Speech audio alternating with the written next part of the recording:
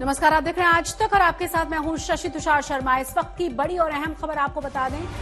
AIMIM नेता वारिस पठान का दावा यह है कि जिस ट्रेन में सफर कर रहे थे ओवैसी, उस पर पथराव किया गया था। तो इस वक्त की बड़ी और अहम खबर हम आपको बता रहे हैं। आपको बता दें कि वारिस पठान की तरफ से कहा यह गया है कि असदुद्दीन ओवैसी पर पथराव किया गया था। वंदे भारत से वो सफर कर रहे थे और इसी दौरान उस वंदे भारत पर पथराव हुआ। और आपको ये भी बता दें कि वारिस पठान ने यह भी कहा है कि लगातार काफी समय तक ये पथराव चलता रहा, जिसमें बाल बाल असदुद्दीन ओवैसी बचे।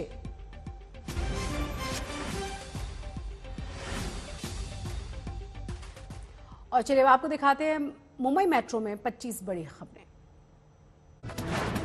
सुप्रिया सुले को अपशब्द के खिलाफ महाराष्ट्र के कृषि मंत्री के खिलाफ एनसीपी का प्रदर्शन। अब्दुल सत्तार के घर के बाहर कार्यकर्ताओं का हंगामा, इस्तीफे की मांग। शिंदे गुट के दीपक केसरकर बोले, सत्तार की ओर से हम माफी मांगते हैं पर नहीं उठता इस्तीफे का सवाल। महाराष्ट्र में बड़ा प्रशासनिक फेरबदल, डीसीपी एसपी समेत 118 अधिकारियों के ट्रांसफर। अकोला में युवा सेना प्रमुख आदित्य ठाकरे ने दिए मध्यावधि चुनाव के संकेत, कहा यह सरकार कभी भी गिर सकती है, हम कर रहे हैं तैयारियां। पुणे में मराठा सेवा संघ और संभाजी ब्रिगेड के कार्यकर्ताओं ने हर हर महादेव फिल्म का शो बंद करवाया। छत्रपति शिवाजी को लेकर आपत्तिजनक दृश्य दिखाने के आरोप हैं। महाराष्ट्र के सीएम एकनाथ शिंदे ठाणे में कोंकण महोत्सव में शामिल हुए। पार्टी के कार्यकर्ताओं ने फूलों की माला पहनाकर स्वागत किया। ठाणे में सीएम एकनाथ शिंदे के बेटे सांसद श्रीकांत शिंदे का बड़ा बयान, कहा ठाकरे गुट के विधायक और सांसद हमारे संपर्क में हैं। मोरबी हादसे पर गुजरात हाई कोर्ट ने राज्य सरकार से 1 हफ्ते में रिपोर्ट मांगी है। शहरी आवास विकास और मोरबी नगर पालिका को थमाया है नोटिस। 9 नवंबर को दिल्ली में होगी बीजेपी केंद्रीय चुनाव समिति की बैठक। गुजरात विधानसभा चुनाव के लिए तय होंगे उम्मीदवार। कांग्रेस के प्रदेश अध्यक्ष नाना पटोले का दावा, राहुल गांधी की भारत जोड़ो यात्रा में केंद्र और राज्य सरकार के डर से नहीं शामिल हुई फिल्मी हस्तियां। मुंबई के इस्लामिक जिमखाना में 12-13 नवंबर को होने वाली इंटरनेशनल हलाल शो इंडिया के खिलाफ हिंदू जन जागृति समिति का प्रदर्शन, रोड शो को रद्द करने की मांग की गई। भंडी में एक होटल कर्मचारी की हत्या, दोस्त पर हत्या का शक है। महाराष्ट्र के पालघर में 2 बसों में टक्कर हुई, हादसे में कई लोग घायल हुए, अस्पताल में कराया गया भर्ती। नागपुर में बाइक सवार को बचाने के चक्कर में ट्रक ड्राइवर ने तोड़ी पुल के बैरिकेड्स को। ट्रक बैक करते वक्त दूसरे बाइक सवार को टक्कर मारी थी, बाइक समेत नदी में गिरा सवार। नागपुर में हादसे के दौरान पुल पर ही फंस गया था ट्रक, जिसे बाद में क्रेन से निकाला गया। अकोला में मणिदेव दिवाली, अकोला के सबसे बड़े सालासर मंदिर में सजाई गई 5000 दियों की रंगोली। गुजरात चुनाव में डीजी बंजारा भी आजमाएंगे अपना हाथ, कल अपनी खुद की पार्टी को लॉन्च करेंगे। मुंबई एयरपोर्ट पर 18 करोड़ के ड्रग्स को जब्त किया गया। सीबीआई ने हेरोइन के साथ पोलैंड के एक नागरिक को भी गिरफ्तार किया। शेयर बाजार में तेजी आई है। बीएसई सेंसेक्स 230 अंक चढ़कर 61,000 के पार बंद हुआ। आलिया और रणवीर से मिलने अस्पताल पहुंचे आयन मुखर्जी, आलिया ने दिया है बेटी को जन्म। महाराष्ट्र के कृषि मंत्री अब्दुल सत्तार का एनसीपी ने इस्तीफा मांगा है। अब्दुल सत्तार ने एनसीपी सांसद सुप्रिया सुले के खिलाफ कथित रूप से अपमानजनक भाषा का इस्तेमाल किया है। एनसीपी ने इसे पूरी देश की महिलाओं का अपमान बताया है। अब्दुल सत्तार शिंदे गुट के साथ हैं। शिंदे गुट की ओर से अब्दुल सत्तार के बयान पर माफी तो मांग ली गई है, लेकिन पार्टी का कहना यह है कि इसके लिए सत्तार का इस्तीफा लिए जाने का सवाल ही नहीं उठता।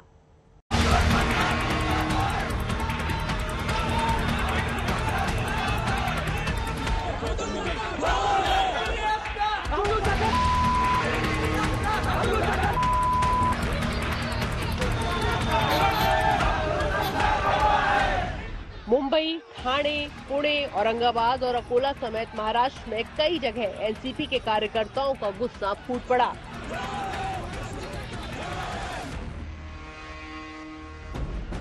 महाराष्ट्र के कृषि मंत्री अब्दुल सत्तार पर निकला ये गुस्सा कुछ इस तरह उनकी तस्वीरों पर निकला।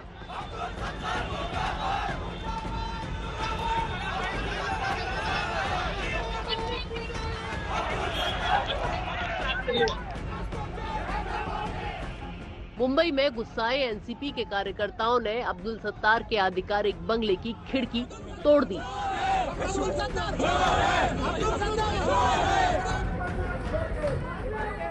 वहीं औरंगाबाद में अब्दुल सत्तार के घर पर पथराव किया गया।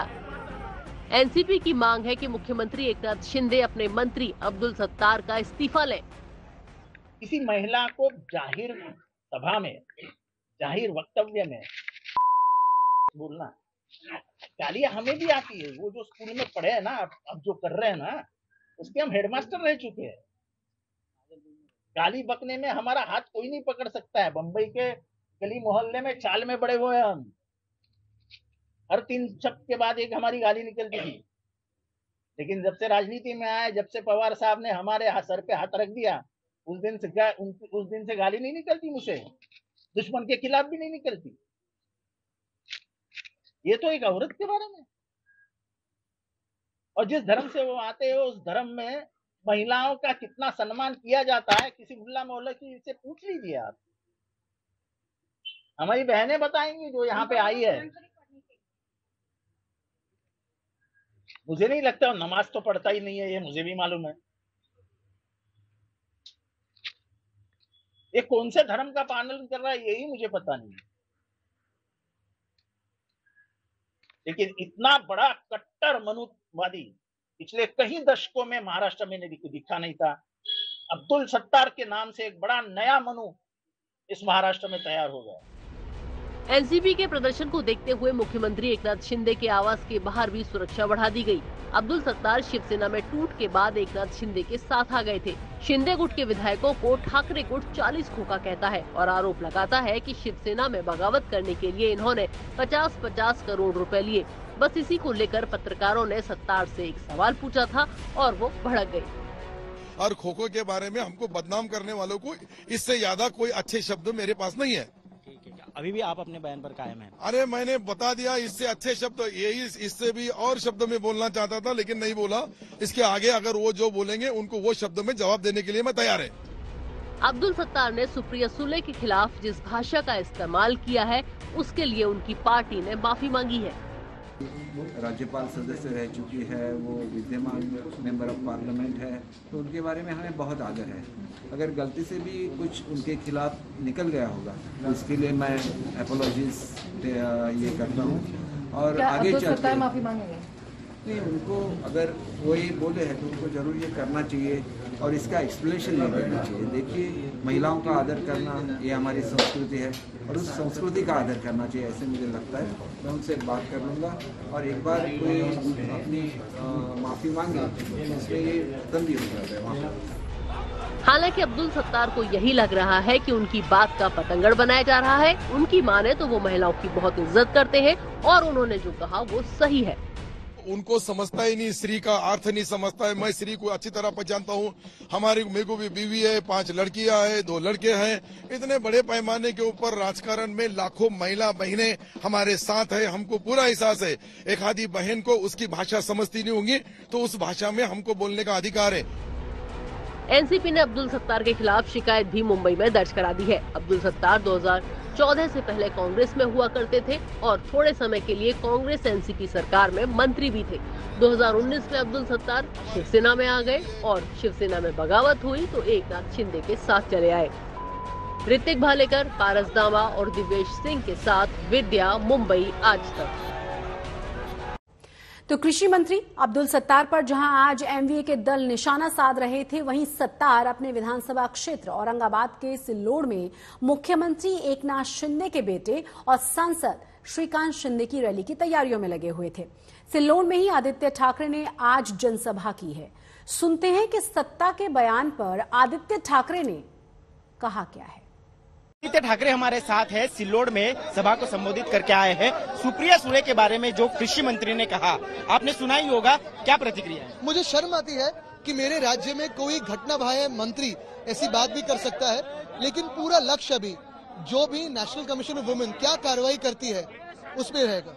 लेकिन आप कह रहे हैं कि इस्तीफा देना चाहिए, उन्होंने ऐसी बात। इस्तीफा ही नहीं, कार्रवाई होनी चाहिए, क्योंकि कोई भी ऐसे घूमेगा, किसी भी औरत को, सुप्रिया देवी को अलग रखिए, कोई भी महिला को गाली गलौज करे और कोई भी मंत्री करे, ऐसे कोई राज्य चलता है?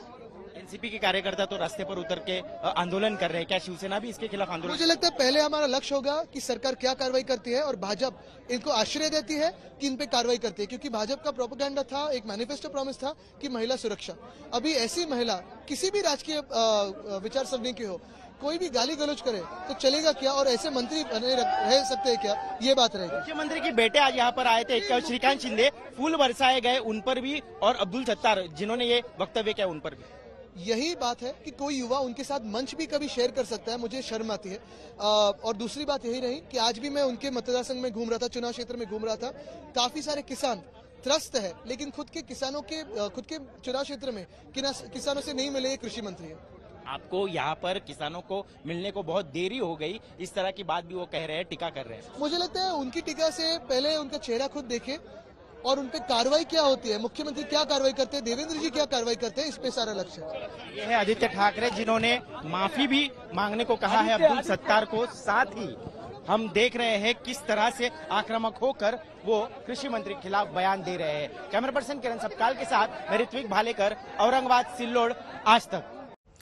राहुल गांधी की भारत जोड़ो यात्रा महाराष्ट्र पहुंच गई है। तेलंगाना से सटे महाराष्ट्र के नांदेड़ से यात्रा की राज्य में एंट्री हुई है। भारत जोड़ो में हिस्सा लेने के लिए कांग्रेस पार्टी ने उद्धव ठाकरे और शरद पवार दोनों को ही न्योता दिया है। कांग्रेस अध्यक्ष नाना पटोले के मुताबिक ये दोनों ही नेता राहुल गांधी की भारत जोड़ो यात्रा में शामिल होंगे। महाराष्ट्र में भारत जोड़ो यात्रा 14 दिन चलेगी और राहुल गांधी इस दौरान 2 जनसभाओं को भी संबोधित करेंगे। नरेंद्र मोदी ने गुजरात चुनाव में बड़ा दांव चल दिया है। बीते दिन नए नारे नरेंद्र मोदी की तरफ से दिए गए और तमाम विरोधी पार्टियों की काट उन्होंने खोज ली है। मोदी ने चुनाव का एजेंडा अब सेट कर दिया है। एजेंडा यह है कि चुनाव गुजराती अस्मिता पर लड़ा जाएगा। मुकाबला आउटसाइडर बनाम गुजराती होगा।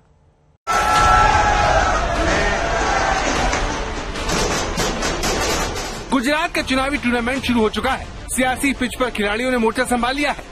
सभी टीमों के खिलाड़ी पसीना बहा रहे हैं। टीम बीजेपी के कोच मोदी ने गुजरात के चुनावी टूर्नामेंट के लिए एक नया नारा बुलंद किया है।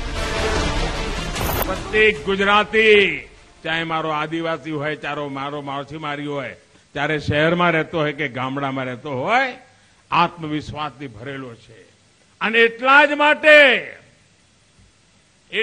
માટે પ્રત્યેક ગુજરાતી બોલે છે, અંતર્મનનો અવાજ બોલે છે। પ્રત્યેક ગુજરાતના હૈયામાંથી નાદ નીકળે છે। કયો નાદ નીકળે છે?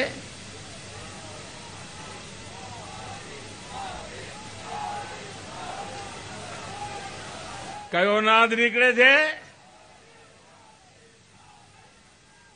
ભાઈઓ બહેનો, અંદર મનમાંથી નીકળે છે અવાજ, એ હું કહું છું। એ નીકળે છે, આ ગુજરાત મેં બનાવ્યું છે। હું કહીશ આ ગુજરાત, તમે બધા હાથ આમ કરીને બોલજો, મેં બનાવ્યું છે। આ ગુજરાત, આ ગુજરાત। अगर मोदी के नारों का स्ट्राइक रेट देखें तो जबरदस्त है। चुनावी मैच में मोदी के नारे वाला शॉट विरोधियों को हमेशा भारी पड़ा है। नारा नंबर 1, अच्छे दिन आने वाले हैं, स्ट्राइक रेट 100%। नारा नंबर 2, हर हर मोदी, घर घर मोदी, स्ट्राइक रेट 100%। नारा नंबर 3, मैं भी चौकीदार हूँ, स्ट्राइक रेट 100%। नारा number 4, make in India, make forward, strike rate 100%। नारा नंबर 5, 2 गज की दूरी, मास्क है जरूरी, स्ट्राइक रेट 100%। नारा नंबर 6, ये गुजरात मैंने बनाया है, स्ट्राइक रेट अभी तय नहीं। सरल शब्दों में समझे तो मैच से पहले नरेंद्र मोदी ने पूरा होमवर्क किया, विरोधियों की एक एक रणनीति को परखा और फिर उसका काउंटर तैयार कर लिया। इसे यूँ समझिए, मोदी का नया नारा आउटसाइडर बनाम गुजराती अस्मिता से जुड़ा है। मोदी का ये नारा कहता है कि मैंने गुजरात बनाया, तो वो गुजरात की 6.25 करोड़ गुजरातियों को इसका सीधा क्रेडिट देते हैं। यानी गुजरात की विकास यात्रा में हर गुजराती का योगदान है। गुजरात में नया नारा देने से कुछ दिन पहले नरेंद्र मोदी ने बीजेपी वर्कर्स को सदर किया था। આ વખતે કોંગ્રેસે નવી ચાલ ચાલ્યું એવું મને લાગે છે। મેં તપાસતો નથી કે પણ મને પહેલી નજરે લાગે છે। પહેલા તો કોંગ્રેસ વાળા હાકલા પડકારા કરે, જોઈ લઈશું ને પાડી દઈશું. હવે 20 વર્ષમાં પડ્યા નહીં એટલે હવે નવું કર્યું આપણે. અને એટલે સતર્ક રહેવાની જરૂર છે. આ કોંગ્રેસ વાળા બોલતા નથી પણ ઠંડી તાકાતથી ગામો ગામ ગોઠવણો કરી રહ્યા છે. એમની જૂની જે ચાલાકીઓ છે ને એ ચાલાકીઓ ભરપૂર અજમાશ કરી રહ્યા છે. બોલ્યા ચાલે વિલા કરી રહ્યા છે. એટલે તમે છાપામાં ના આવતું હોય, પ્રેસ કોન્ફરન્સ ના કરતા હોય, ભાષણ ના કરતા હોય, ભ્રમમાં ના રહેતા ભાઈ. સતર્ક રહેજો. આ કોંગ્રેસની નવી ચાલ છે ને બેઠી તાકાતથી એ નીચે ગુછવા માટેનો પ્રયાસ કરી રહ્યા છે. अब तक गुजरात में 2 टीमों के बीच भिड़ंत होती थी, लेकिन इस बार 3 टीमों के बीच मुकाबला है. गुजरात की चुनावी पिच पर टीम बीजेपी और टीम कांग्रेस का लंबा अनुभव है. दोनों टीमें एक दूसरे की कमजोर कड़ी को अच्छे से समझती हैं, लेकिन इस बार एक नई टीम की एंट्री हुई है, यानी टीम आम आदमी पार्टी. चुनावी भिड़ंत में तीनों टीमें भिड़ेंगी.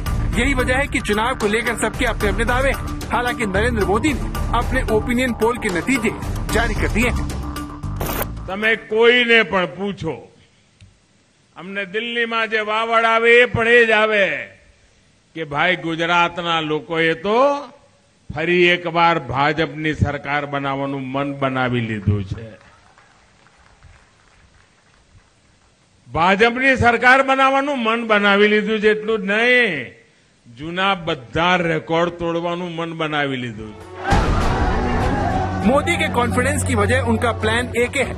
वही प्लान ए के जिसके बलबूते मोदी को उम्मीद है कि रिकॉर्ड तोड़ विजय होगी. आज तक ब्यूरो. गुजरात बीजेपी अध्यक्ष आरसी पाटिल ने 182 सीटों में से 182 सीटें जीतने का दावा कर दिया है. तर्क ये है कि लोकसभा की 26 सीटों पर जीत का परचम लहराती हैं हम, तो विधानसभा सीटों पर क्यों नहीं लक्ष्य पा सकते. लक्ष्य असंभव जैसा है, लेकिन नरेंद्र मोदी के चेहरे पर बीजेपी गुजरात में मिशन इम्पॉसिबल में जुटी हुई है. वैसे गुजरात चुनाव में मोदी की साख का सवाल भी है. चुनाव के नतीजे तय ये करेंगे कि मोदी ब्रांड का सिक्का चुनावी बाजार में कितना खरा है. गुजरात का चुनावी दंगल कई मुद्दों पर लड़ा जा रहा है. सवाल यही है कि किन मुद्दों पर जनता अपना वोट डालेगी. मुद्दा नंबर 1, मुफ्त बिजली. चुनावी मौसम में मुफ्त बिजली का वादा किया गया है, लेकिन क्या अपनी राय बनाते वक्त वोटर इसे महत्व देगा? आम आदमी पार्टी ने मुफ्त बिजली का दांव खेला है. दूसरा मुद्दा, किसान वोटर. गुजरात चुनाव में किसान वोटर एक बड़ा फैक्टर है. किसान जिस पार्टी की तरफ झुकेगा उस पार्टी के लिए जीत की राह उतनी ही आसान होगी. तीसरा मुद्दा, आदिवासी वोटर. आदिवासी वोटरों की अच्छी तादाद है. चुनावी दंगल में ताल ठोक रही पार्टियों की किस्मत तय करने में ये वोटर बड़ी भूमिका निभाएंगे. चौथा मुद्दा, सत्ता विरोधी लहर.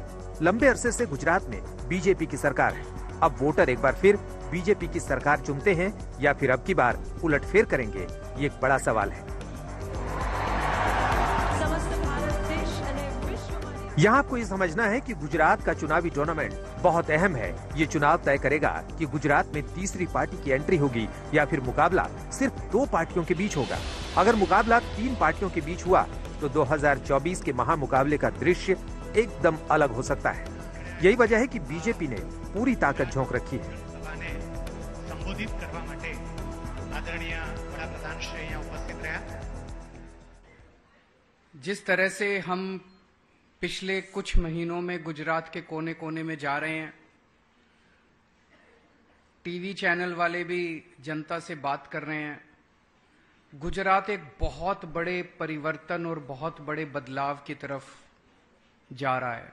बहुत बड़ा बदलाव होने वाला है. पहली बार लोगों को एक सार्थक विकल्प नजर आ रहा है. गुजरात के अंदर आम आदमी पार्टी की सरकार बनेगी. गुजरात चुनाव में कांग्रेस पार्टी बहुत इफेक्टिवली लड़ रही है और गुजरात चुनाव को कांग्रेस पार्टी गुजरात में जीतेगी. बहुत भारी एंटी इनकम्बेंसी है और जो आम आदमी पार्टी का है पूरा हवा में है, ग्राउंड पे कुछ नहीं है. आप मीडिया का मतलब वहां से वो फंडिंग करते हैं, दिल्ली से एडवर्टाइजिंग करते हैं, तो हवा बना रखा है. But Congress party is a solid party in Gujarat. Congress party is going to win the election there. अब तक 2 पार्टियों के बीच टक्कर होती थी, लेकिन अब की बार आम आदमी पार्टी ने पंजाब के बाद गुजरात में अपने पैर जमाने की कोशिश की है. आम आदमी पार्टी का फॉर्मूला तैयार है, लिहाजा बीजेपी ने आम आदमी पार्टी का तोड़ निकाला है. गुजरात में बीजेपी के सीएम चेहरा तो भूपेंद्र भाई पटेल है, लेकिन कमान मोदी ने संभाल रखी है। मोदी ने विपक्ष की रणनीति को काउंटर करने का प्लान तैयार कर लिया है। इसे यूं समझिए, चुनावी मैच में टीम कांग्रेस का पूरा फोकस किसान और आदिवासियों पर है। जिस तरह 2017 में कांग्रेस ने अपने एके प्लान के दम पर अच्छा प्रदर्शन किया था, इस बार भी प्लान एके पर गांव-गांव में काम कर रही है। मतलब आदिवासी और किसान वोटरों को अपने साथ जोड़े रखना चाहती है। मोदी ने 2017 के नतीजों से सबक लेते हुए इस बार अपना पूरा चुनावी कैंपेन आदिवासी और किसानों के इर्द गिर्द केंद्रित कर रखा है। बीते 2 महीनों में मोदी 14 दिन गुजरात में रहे। इस दौरान मोदी ने क्या किया और क्या कहा, बहुत गौर से सुनिए, आपको पता चलेगा कि आने वाला मुकाबला कैसा होगा। आज समय है कि देश इस ऋण के लिए, इस योगदान के लिए आदिवासी समाज की सेवा कर उनका धन्यवाद करे। बीते 8 वर्षों से यही भावना हमारे प्रयासों को ऊर्जा देती रही है। आज से कुछ दिन बाद ही 15 नवंबर को भगवान बिरसा मुंडा की जयंती पर देश जनजातीय गौरव दिवस मनाएगा। दरअसल गुजरात में करीब 15% आबादी एसटी है और 27 सीटें आरक्षित हैं। अगर नतीजों को देखें तो साल 2017 में कुल आरक्षित 27 सीटों में बीजेपी ने सिर्फ 9 सीटें जीती थी, जबकि कांग्रेस 15 सीटें। इस बार बीजेपी आरक्षित सीटों पर ऐतिहासिक जीत की तैयारी में है। वहीं दूसरी तरफ साल 2017 में बीजेपी ने शहरी इलाकों की 39 में से 35 सीटें जीती थी, लेकिन ग्रामीण इलाकों की 143 में से 64 सीटें ही जीती थी। इस बार बीजेपी का पूरा फोकस किसानों पर है। देश भर की 3.25 लाख से अधिक खाद की दुकानों को प्रधानमंत्री किसान समृद्धि केंद्रों के रूप में विकसित करने के अभियान को आरंभ किया जा रहा है। सारी समस्याओं को एक साथ एड्रेस किया गया है। अब 1 नेशन 1 फर्टिलाइजर से किसान को हर तरह के भ्रम से मुक्ति मिलने वाली है और बेहतर खाद भी उपलब्ध होने वाली है। मतलब ये कि मोदी ने होमवर्क पूरा कर लिया है। किसानों और आदिवासियों के बीच लगातार चुनावी प्रचार कर रहे हैं, लेकिन क्या किसान और आदिवासी वोटरों के बीच बीजेपी अपनी पैठ बना पाएगी? आज तक ब्यूरो। और इसी के साथ मुंबई मेट्रो में बस इतना ही, लेकिन देश और दुनिया की तमाम बड़ी और अहम खबरों के लिए आप देखते रहिए आज तक।